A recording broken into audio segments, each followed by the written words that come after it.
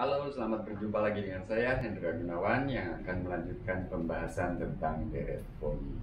Dalam video sebelumnya saya telah membahas fenomena Gibbs yang merupakan sesuatu yang tidak terlalu dikehendaki. Nah, bagaimana mengatasi fenomena Gibbs tersebut?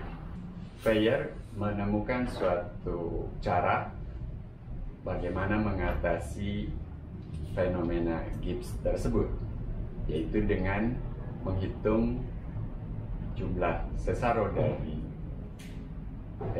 Fourier untuk F. Nah, persisnya misalkan F kontinu pada R dan periodik dengan periode lagi seperti biasa, dan SNF theta adalah jumlah parsial simetris dari deret Fourier yang diberikan oleh sigma Cn In theta dengan n dari min kapital N sampai dengan kapital N. Nah, Fourier mendefinisikan rata-rata dari jumlah parsial tersebut dengan notasi sigma n kapital, yang rumusnya sama dengan 1 per n plus 1 kali jumlahan dari n plus 1 buah jumlah parsial yang pertama. Oke, S0F sampai dengan SNF. Nah, Fourier membuktikan teorema ini yang kita sebut sebagai teorema Fourier, yang menyatakan bahwa jumlahan tadi sigma NF konvergen ke F secara seragam pada R untuk n menuju terhingga. Nah, mungkin saya tidak akan memberikan buktinya secara detail, tapi dalam pembahasan berikut ini saya akan menjelaskan bagaimana kira-kira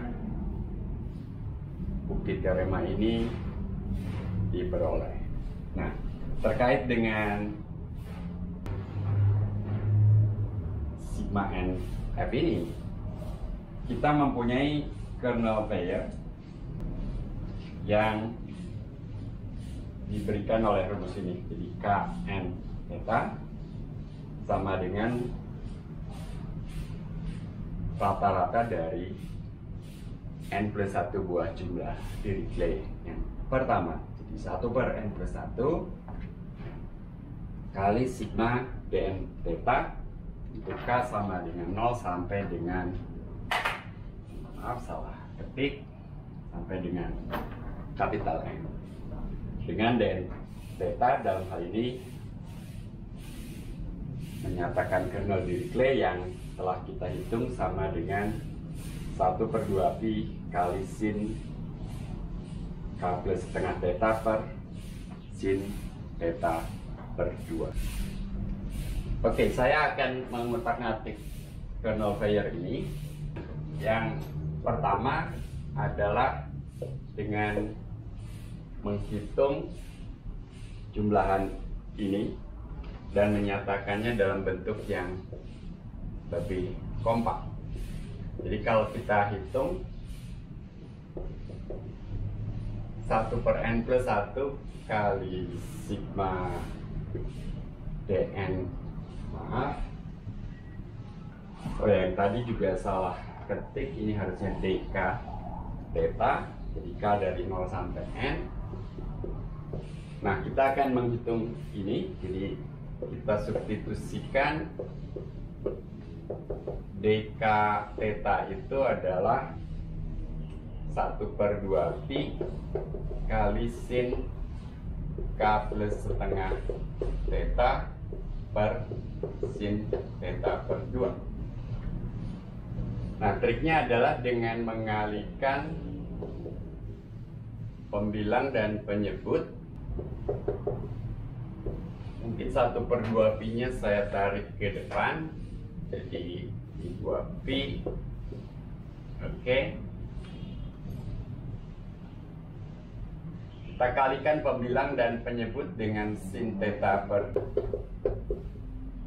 jadi penyebutnya sekarang sin kuadrat theta per 2. Nah, lalu dengan kesamaan trigonometri untuk sin A kali sin B yang sama dengan, ini SMA ya, sin A kali sin B itu min setengah cos jumlah min cos selisih ya. Jadi kita gunakan rumus tersebut. Min setengah cos jumlah, jadi dalam hal ini cos K plus 1 theta dikurangi cos selisih. Oke, saya pilih A nya yang lebih besar, jadi ini selisihnya nanti cos K theta, jadi selisihnya adalah K theta maksudnya, per sin kuadrat theta per 2, penyebutnya tetap. Oke, nah deret yang kita punyai di sini merupakan deret kolaps. Jadi hasilnya tinggal suku terakhir yaitu cos n plus 1 theta dan suku pertama yaitu cos 0 theta yang sama dengan 1. Oke. Nah, kita ingat cos 2A itu 1 min 2 sin kuadrat A. Kita gunakan itu, kemudian sederhanakan, hasilnya nanti sama dengan sin kuadrat n plus 1 per 2 theta per sin kuadrat theta per 2, ada konstantanya 1 per, masih 1 per 2 pi n plus 1. Setengahnya sudah terserap di, jadi kalau dari sini kan tadi sin kuadrat A sama dengan 1 min cos 2A per 2. Jadi kita gunakan rumus itu. Oke, untuk penulisan mungkin saya tulis seperti ini. Jadi ini penyebutnya 2pi kali n plus 1 kali sin n kuadrat per 2. Oke, nah dari bentuk ini kita dapat menyimpulkan beberapa hal tentang kernel P ya. Pertama, grafiknya akan tampak seperti ini. Nah, beberapa fakta tentang kernel P ya adalah, yang pertama, kita melihat bahwa nilai Kn theta lebih besar atau sama dengan 0 untuk setiap theta pada interval min pi, pi dan juga untuk setiap n, bilangan asli ataupun 0. Kemudian yang kedua, integral dari min pi sampai dengan pi Kn theta ini akan sama dengan 1 untuk setiap n. Oke, ini mudah karena kita ingat integral kernel Dirichlet itu sama dengan 1. Jadi kalau kita hitung, ini sama dengan 1 per n plus 1 kali sigma K dari 0 sampai n min pi sampai pi dk theta d theta, dan masing-masing ini sama dengan 1, jadi ini n plus 1 per n plus 1 sama dengan 1. Oke. Nah, yang ketiga, ini agak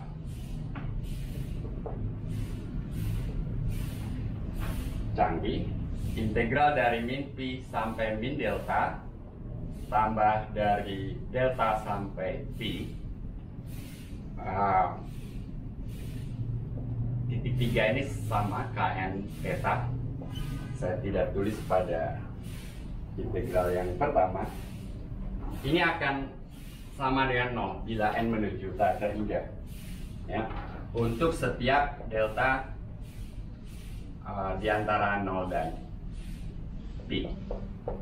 Sebetulnya tampak pada gambar tadi, ketika n makin besar, maka bagian yang jauh dari 0 itu semakin rendah, nilainya semakin kecil. Jadi kalau kita integralkan, integralnya akan menuju 0. Jadi informasi tentang kernel Weyr itu berkumpul di sekitar 0 itu sendiri.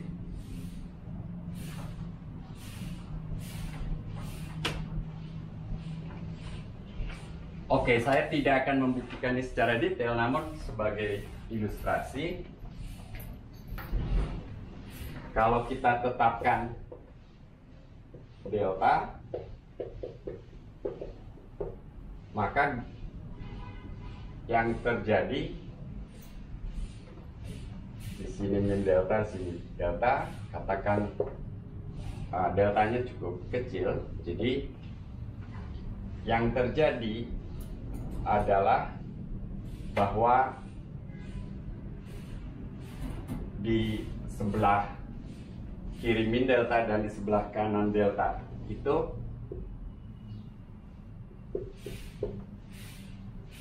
luasnya kecil, ya. Jadi baik di sebelah kiri min delta dan maupun di sebelah kanan delta, kalau dijumlahkan luasannya itu menuju 0 ketika n menuju 4 terhingga. Ya, persisnya Anda bisa menaksir bahwa ini lebih besar dari suatu konstanta yang bergantung pada delta, kemudian sin kuadrat n plus 1/2 theta per sin kuadrat theta per 2 ini kali 1/2 pi n plus 1 ini akan lebih kecil dari 1/2 pi kali n plus 1 kali c delta, dan tentu saja ini menuju 0 bila n menuju tak terhingga. Jadi ketika diintegralkan, ya, sesuatu yang menuju 0 kali lebar selang yang kurang dari 2 pi tentunya akan menuju 0 juga. Nah, lalu kembali ke teorema Weyr-nya itu sendiri, bagaimana kita bisa membuktikan bahwa sigma nf konvergen ke F secara seragam. Ini saya akan berikan skema bukti teorema Weyr. Jadi saya pakai tanda kutip. Ini artinya tidak lengkap. Kalau kita hitung sigma n f theta itu, ini tadi rumusnya 1/n plus 1 kali sigma s k theta, k dari 0 sampai n. Nah, ingat jumlah parsial dari Dirichlet itu sendiri dapat dinyatakan sebagai integral dari f theta plus phi dnp dv, kalau Anda ingat. Nah, sekarang dengan rumus kernel Weyr itu sendiri, maka yang 1/n plus 1 sigma dn v V itu adalah kernel Weyers. Jadi ini adalah F theta tambah V kernel Weyers Kn V dV. Betul ya? Ya, bentuk integral ini menjustifikasi kenapa Kn kita sebut sebagai kernel.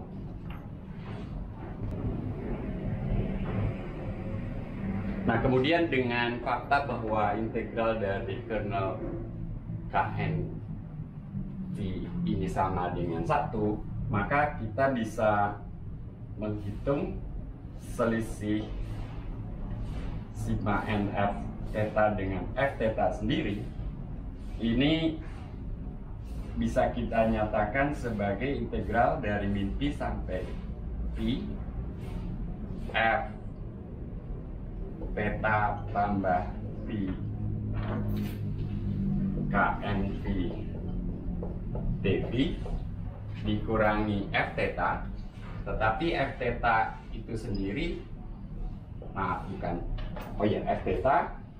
f theta itu sendiri kita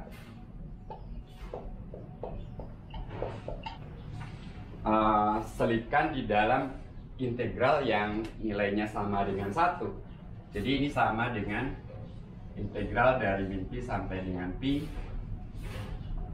f theta tambah v dikurangi f theta kali kn v dv. Ya, dari bentuk integral ini selanjutnya sebetulnya kita tinggal memecahnya menjadi dua bagian, yaitu